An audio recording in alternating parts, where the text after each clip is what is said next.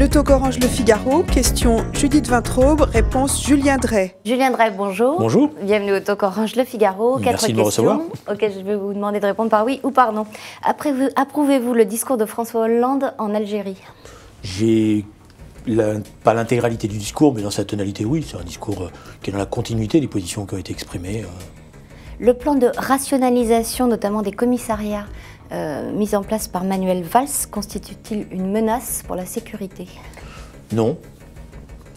Êtes-vous pour la PMA, la procréation médicale assistée pour les couples de même sexe? Je suis pour, mais je ne suis pas forcément pour que ça soit dans la loi qui va être votée là. Envisagez-vous d'être candidat à la présidence de la région Île-de-France en 2015? Non. Sous aucun prétexte? Sous aucun prétexte. Est-ce que Manuel Valls ferait un bon candidat? Il faut rentrer dans le vif du sujet. Oui, pourquoi pas. Mais d'abord, je pense que... il semblerait qu'il place des hommes à lui, là. Il faudrait déjà poser la question au président sortant pour savoir s'il veut continuer. Je n'ai pas l'impression, pour l'instant, qu'il ait dit qu'il ne voulait pas être, disons, partir à la retraite. Vous pensez que Jean-Paul Huchon, donc, va se représenter? Je ne sais pas. On est loin encore des choses. Il y a les élections, c'est qu'en 2015. On ne va pas commencer à une bataille de succession. Il y a un gros travail encore à la région Île-de-France à faire, notamment en matière de transport. On a beaucoup de retard à rattraper parce que les collectivités locales ont été fortement pénalisées dans les années passées. Donc je crois que la question de la succession n'est pas posée et on aurait tort de la poser aujourd'hui parce qu'on va paralyser l'action de la région et c'est important. D'accord. Alors après Gérard Depardieu, la gauche s'est trouvée une nouvelle... Non, je ne m'en vais pas en Belgique. La gauche s'est trouvée une nouvelle bête noire, c'est Bernard Tapie. Bernard Tapie qui vient de racheter notamment la Provence et Nice Matin et dont il se murmure qu'il pourrait être candidat à la mairie de Marseille. Je vous propose d'écouter le député socialiste marseillais, lui-même candidat, Patrick Mennucci. On connaît Bernard Tapie, on sait que s'il fait cela, c'est parce qu'il a des visées politiques derrière, et certainement l'intention de se présenter à la mairie de Marseille, certainement d'ailleurs poussé par la droite, par son ami Jean-Louis Borloo. Donc si Bernard Tapie est candidat, eh bien on fera en sorte de lui barrer la route, parce que ce n'est pas bien qu'un homme comme lui devienne maire de Marseille. Vous partagez cette opinion? Écoutez, moi je suis pas un spécialiste des questions des Bouches-du-Rhône. Bon, j'ai vu que Bernard Tapie avait réussi une opération financière. Ceux qui lui ont permis d'avoir autant d'argent, on voit les conséquences, je dirais. Aujourd'hui, les arbitrages... C'est-à-dire il a un pactole. À partir du moment où il a un pactole, il a le droit d'utiliser son argent. Il achète des journaux. Bon. Ceux qui lui ont permis, c'est-à-dire préciser vos accusations, ça veut dire non, je ne précise pas mes accusations. J'avais remarqué que l'arbitrage était contesté, mais bon, ça lui donne un pactole considérable. Voilà, c'est tout. Bon, après, on va voir s'il veut faire de la politique, s'il veut pas en faire. Il est effectivement, avec son caractère, toujours à 2 coups d'avance, mais je suis pas sûr que dans l'opinion, l'ère Tapie ne soit pas passée. Voilà. Et je pense que la magie qu'il y avait autour de la personnalité de Tapie il y a une vingtaine d'années, auquel moi-même j'avais été un peu sensible, parce qu'il y avait ce verbe, cette volonté, dans un moment où on se posait beaucoup de questions, je ne suis pas sûr qu'elle ne soit pas émoussée et que l'homme n'ait pas gâché aussi un certain nombre de choses avec des positions très contradictoires. Est-ce que vous discernez un cap à propos de contradictions dans la politique menée par le gouvernement? C'est la question qui est posée. Mais moi, je crois que la politique, ce n'est pas des caps. La politique, c'est concrètement, est-ce que les choses s'améliorent et est-ce qu'on redonne confiance à ce pays? Et à cette question-là, pour l'instant, la réponse pour moi est négative. C'est-à-dire que le sentiment que j'ai, c'est que la rupture, je dirais, dans la campagne électorale, François Hollande n'avait pas promis la rupture en 100 jours, des choses comme ça. Il n'avait pas promis la rupture du tout. Dans tous les cas, il y avait une aspiration forte à ce qu'il se passe quelque chose de différent dans le pays. Et je n'ai pas le sentiment, au bout de 6 mois, qu'on ait pris ce chemin-là. Voilà. On est beaucoup trop dans une stricte continuité par rapport à ce qui se faisait auparavant. Et donc le choc de confiance nécessaire pour redonner à la France sa place, pour permettre aux Françaises et aux Français de retrouver l'envie de vivre dans ce pays, n'a pas eu lieu encore. Est-ce qu'il y a une rupture entre le PS et les couches populaires, comme le disent certains élus? D'abord, s'il y a une rupture, elle a eu lieu depuis longtemps. Ça fait longtemps que l'électorat populaire... On voit quand même un décrochage. Alors, ce ne sont que les sondages, mais dans les sondages, en tout cas. Oui, c'est pour ça qu'il faut faire attention. Mais ce n'est pas qu'un problème de couche populaire, parce que ça veut dire qu'on segmente la société française. Le problème aujourd'hui, c'est que la société, dans sa totalité, n'a plus confiance dans son identité et dans son avenir.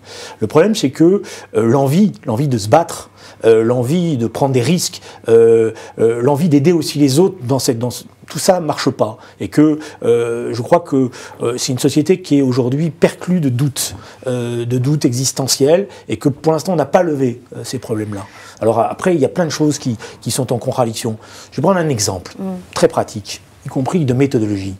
Moi, je me suis tenu à l'écart de la polémique sur Depardieu parce que j'en ai marre de ces flambées médiatiques. Mais le rôle d'un Premier ministre, quand un acteur du talent de Depardieu annonce qu'il s'en va, c'est pas de le désigner à la vindicte populaire. Le rôle, c'est d'aller discuter avec lui, donc de faire de la pédagogie pour lui redonner confiance dans son pays. Après, on y arrive, on n'y arrive pas, mais en tous les cas, c'est de faire cela. Et on est dans la facilité à chaque fois. Et c'est aussi la méthode, je vous dirais, de gouvernement de la France qui pose question dans ces cas-là. Alors, vous parliez de l'envie de créer, l'envie d'entreprendre. Est-ce que c'est pas aussi le problème au-delà de la fuite des riches, comme on dit Mais là aussi, je vous arrête 2 secondes. Les jeunes qui s'en vont... Je n'aime pas ce discours contre les riches. On a besoin de riches. La question qui est posée, c'est qu'on a besoin de riches qui ne soient pas égoïstes. On a besoin de riches qui acceptent la redistribution. Mais en même temps... Jusqu'à un certain point. Voilà, vous avez devancé ma réponse. Mais en même temps, il ne faut pas non plus donner le sentiment que celui qui prend des risques, celui qui s'investit, qui prend beaucoup de risques... Parce que, par exemple, créer une entreprise... Quand vous créez une entreprise, vous donnez des garanties. Vous donnez vos garanties personnelles. Vous donnez des garanties sur votre maison.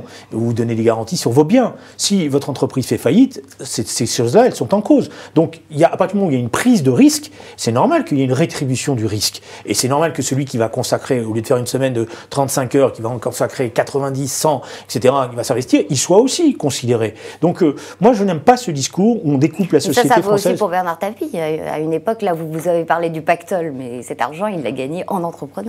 Oui, bon, pas forcément en créant des entreprises, en rachetant, en structurant. Mais moi, ce que je veux dire par là, c'est qu'on a besoin d'une France qui redevienne entreprenante, et on a besoin d'une fiscalité qui donne le sentiment qu'elle ne devient pas pénalisante. Bon, ça veut dire que la fiscalité est une arme importante en termes de solidarité, mais qu'elle ne doit pas non plus donner le sentiment qu'elle paralyse tout. Bon, et je pense aujourd'hui qu'en matière de fiscalité, il ne s'agit pas de rajouter des articles aux articles qui existent déjà du Code général des impôts. Je pense que celui qui fonde une entreprise, quand il découvre la fiscalité qui tombe dessus, il ne sait plus où il en est, et donc il faut refaire la grande réforme fiscale qui n'a pas été faite encore jusqu'à maintenant. Vous allez publier un texte sur votre blog aujourd'hui, je crois, qui est intitulé « Implosion ». C'est l'implosion de quoi? L'implosion de la société française. C'est-à-dire, vous savez, il y a 2 manières. Quand on est dans une crise, parce qu'on est dans une crise, on voit bien, ça dure depuis très longtemps, mais elle s'accentue. Il y a 2 manières. Soit ça explose par une confrontation violente, alors tout le monde guette en disant... C'est le grand soir. Voilà, les journalistes souvent nous posent la question, est-ce que vous croyez que dans les cités, dans les usines, voilà, ou ça se décompose? À la limite, je dirais, je préfère les explosions, pour moi, ça s'exprime. Là, c'est la décomposition lente. Et donc, c'est la fuite. Fuite des capitaux, fuite des esprits, voilà, et chacun se replie. Et le problème aujourd'hui, c'est de redonner cette envie, cette force collective, et c'est ça la question qui est posée à la politique. Il y a beaucoup de discours critiques qui s'expriment dans la majorité. Est-ce que le PS, même s'il a la majorité absolue à l'Assemblée, peut se passer de sa gauche, des communistes, des Verts? Tout de même, quand la gauche se divise, elle perd. C'est une grande leçon, donc ceux qui seraient tentés, par exemple, de substituer à la gauche un rapprochement avec le centre, d'après moi, se trompent, ça ne marche jamais. Il y a cette tentation, selon vous? Il y aura forcément cette tentation, parce que, évidemment, dans l'exercice du pouvoir, on commence à trouver que les critiques sont excessives et qu'il faudrait peut-être s'adresser à d'autres forces. Et ça a toujours existé. Je me rappelle déjà, ces questions-là étaient posées sous la gouvernance de Michel Rocard. Bon, je pense que c'est une erreur, je pense qu'il faut rassembler. Pourquoi? Parce que la gauche, elle exprime des attentes. Alors, ça ne veut pas dire qu'elle a raison sur tout, mais ça veut dire qu'il faut toujours avoir la volonté de rassembler. Mais par-delà la gauche, la question qui est posée aujourd'hui, c'est pas simplement la gauche. C'est pour ça que j'ai intitulé mon texte « L'implosion ». C'est toute la société. C'est toute la société qui a besoin d'un message aujourd'hui. Bon. Julien Drey, je vous remercie. Merci. Au revoir et à bientôt. Au revoir.